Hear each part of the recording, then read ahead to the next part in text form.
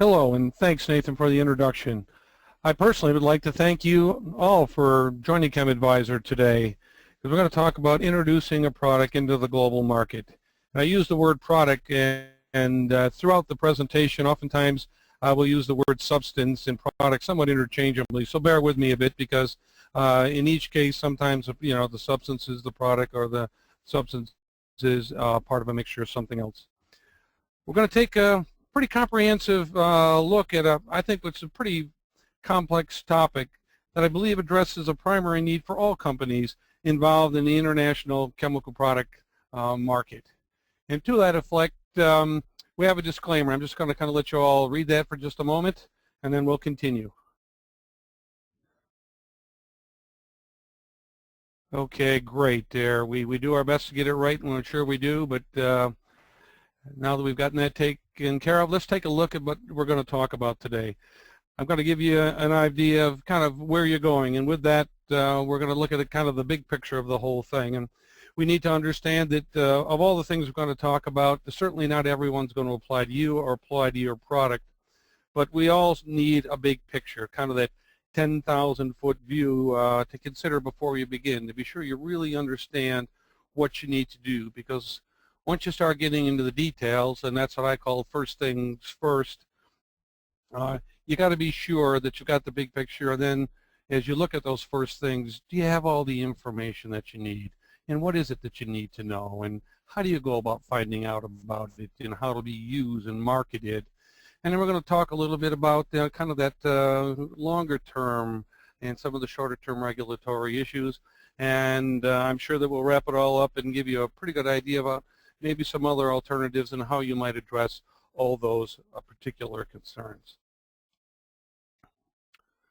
So if we look at this, I think as you're looking at any product, any substance, one of the first questions that one would want to ask, and certainly there's no prescribed order to any of these things, although some things maybe are best done first, you need to think about what are those markets. And importantly, are all those markets going to be on the same timeline? Will that product substance be introduced just in the United States or just in the EU, or will it be done in a kind of a graduated effect? That really helps you in taking a big picture, in putting some of the details that you need to worry about together. And as we look at those markets, we then need to back up and look at the knowledge and the skills that are needed to address all those. I'm going to talk about it a little bit later as well, and put this whole thing around legal entity into a different context. But do you really have legal entities in maybe all the countries or jurisdictions that these products are going to be marketed in? And even if you do you or the people that you have access to have those language skills to meet those needs? Certainly after we've got to look at those markets, timing is an important issue, and maybe one of the more important ones in the whole thing. But when you look at that big picture, do you really have time to get it all done? Is the product even finalized? You know, how much change will occur in that substance or that product before you're done, and what kind of changes may be made? Because it's really important before you get started to be sure that you understand and inform the businesses that if timelines are too short or really unrealistic, you've got a real opportunity here to work with the businesses to get the timing right and create the expectations and the picture that will make a success for everyone. And regardless of timing, regardless of markets, there's this whole thing, and certainly even markets can affect this. When you're looking at this product, when you're looking at this substance, do you have confidentiality or CBI, confidential business information concerns? It has a lot of faces. It can really be a complex topic all by itself. But the one thing to remember, once your confidential information is gone, it's gone, and it's pretty hard to claim in any other jurisdiction. So be sure that as you're talking over the picture on this, you understand is, do they have concerns over the confidentiality of the substance and its identity? And sometimes it's only as simple as, we're okay that people know the identity of the substance, we just don't want it associated with our company name, because it then would be very obvious to them what we would be using it for. And that whole CBI confidentiality thing extends over into other issues, and probably one of the most obvious ones to think of is what about putting that in the composition of an STS, because that brings in other things where you may have to ask for confidentiality status and do other sorts of submissions to take care of those concerns. I think we need to keep this real, and at the end of the day, we're in the business to make money, and will those regulatory costs really be in line with the profits? Are there limitations? Because realistically, they may want to market in 10 countries, but there may be some hills to climb in those countries, or just because of the sheer numbers, the budgets and the profits that you have may not be in line. And part of that budget consideration is once you've kind of got some of those early upfront pieces of information, you really can start putting your picture together to relate back to the business as to what will that total cost of compliance be. It's not just doing a notification. It's doing things such as STS's notifications certainly may cost something in your world, but certainly just to submit them, there are fees. Will the notifications have tested? What will the cost of those sorts be? And should you need consulting or regulatory services, what would the cost of those services be as well? Not really a regulatory issue, but I think keeping the customer in mind is very important. ChemADVISOR has always learned and is known for some time to always keep a good customer focus. But you also must be sure your deliverables are for the right customer. It will affect your timing, your markets, your budgets, and knowing whether or not who's really pulling the strings and calling the shots will save you an awful lot of time, really lost time, and avoid an awful lot of conflict. So it's really important to establish good contacts. Who is it that you're delivering it to, and who really drives your deliverables.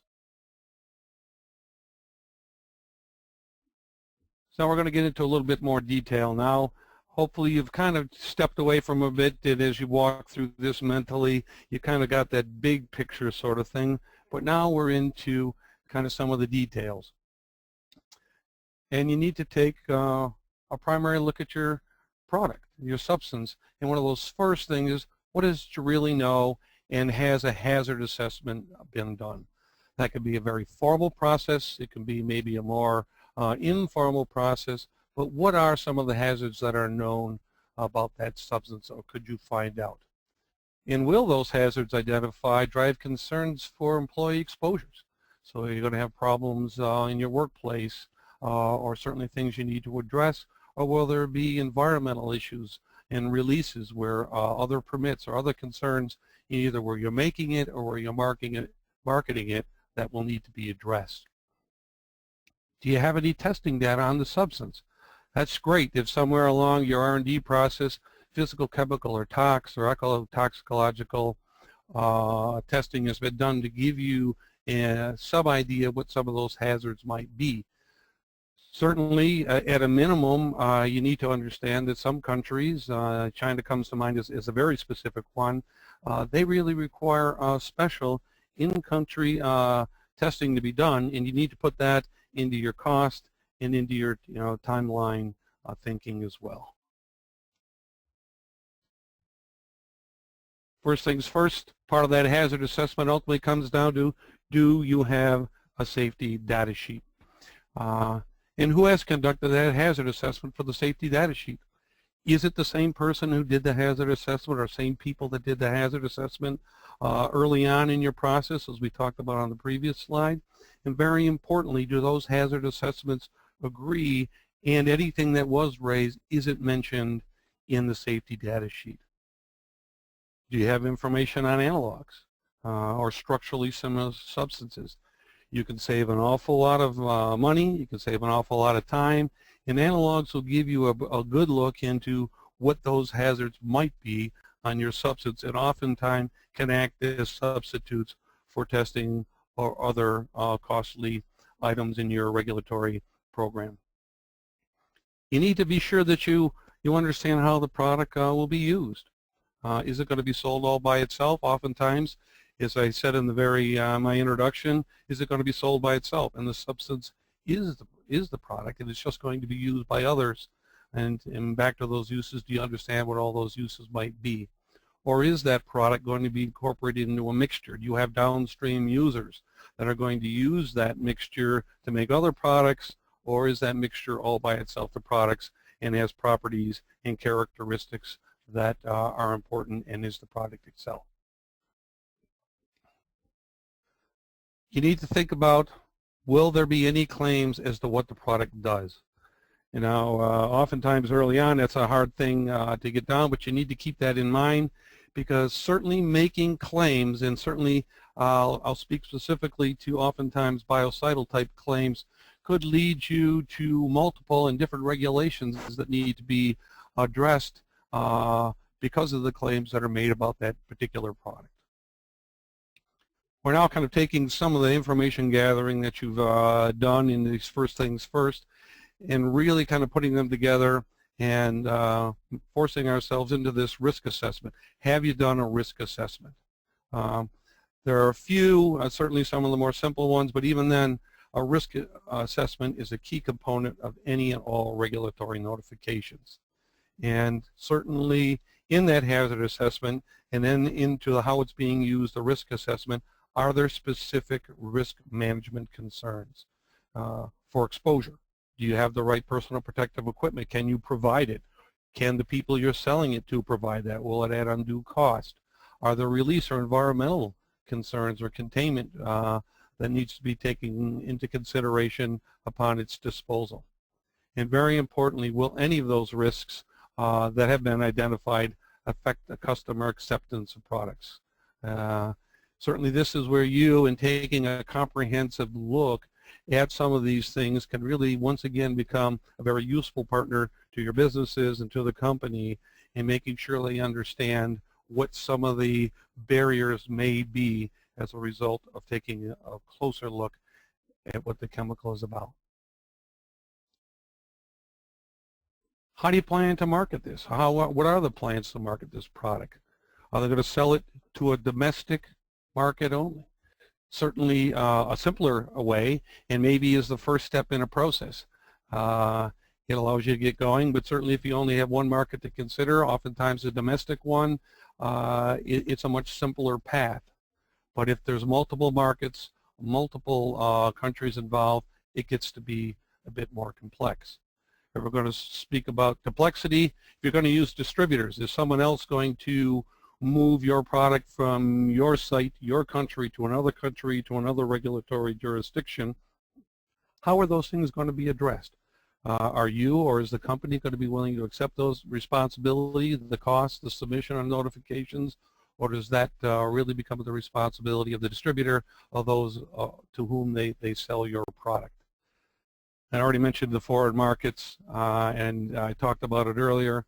And this is where you really need to get down to and be sure that you have an agent or you've made arrangements to have an agent in a country where it is required that someone be on the ground, an agent representing your company in that particular country, in order to even submit a regular notification for clearance. So I talked a lot of those, some of those acute things, some of those things that really affect whether or not a regulatory notification can be done, whether or not you've got the information to do the proper hazard and risk assessments. And that kind of gives you that first key into the country, but that's not the whole picture on any product. You need to kind of then, once again, take a look at those longer term regulatory requirements. Nearly every country has some form, of state, provincial, or local requirements. You know what they are and how they might affect that particular product or substance that you're trying to put into that jurisdiction. And are you prepared to meet them? Do you have the infrastructure today to meet them? And do you have an infrastructure that will take care of those concerns for as long as the product is sold? In that same thing, are there annual reporting requirements? More and more countries are wanting to take more periodic looks at what chemicals products are being marketed in their countries. So do you have annual or periodic reporting requirements in which you're going to be able to have to report volume or use or disposal, or in some cases, all of those? Do you have an infrastructure in place to gather that information? That's quite a bit, and I think we can certainly understand. I'm sure you've all thought of these sorts of things in one form or another before. It's really, now that I have all this, or now that I've got these responsibilities, how can I address all of these requirements? Certainly to do them all, it requires a pretty extensive in-house regulatory staff. And you may be lucky enough to work at a company that has those. But as most companies, you know, we have what we have, and we need to really look outside. We need to find reliable business partners and service providers that have that existing regulatory staff and expertise that we need. These partners and providers can provide current and ongoing regulatory requirements.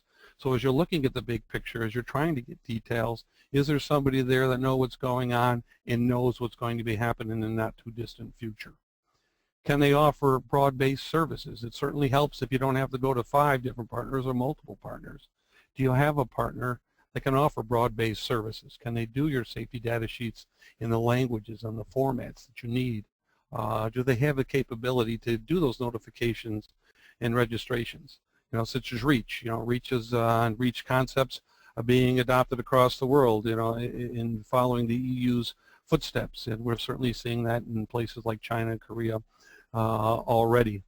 We certainly have a number of requirements in the U.S., TSCA being one of the, do we have a provider that can provide that scope? Oftentimes, training is very critical to your ongoing competence and understanding of what's required. Do you have a provider that can provide that training? And importantly, is there just somebody there to help you? Because sometimes you just need someone to talk to or provide some assurance that you're going in the right direction and doing the right thing. So I've taken a quick walk. I've gone kind of quickly, took a pretty complex subject and boiled it down to a few slides that I hope will provide some usefulness as you're thinking through these things yourself. But I can't emphasize enough, you must take the time to look at the big picture. It's not just about the tasks. It's about putting them all together and being that partner with your business, being that partner with your service provider, being that partner with the people that you work with to create a sound plan. So you know where you're going, you know your costs, you know your timing, you know you have the resources. You must be sure you get those details right. The big picture is important, yes, as I said, to create that plan, but you've got to get the details right. And timing is certainly a big one. There's an awful lot to pack into a single regulatory timeline, as we've talked about already. Be sure you get that right.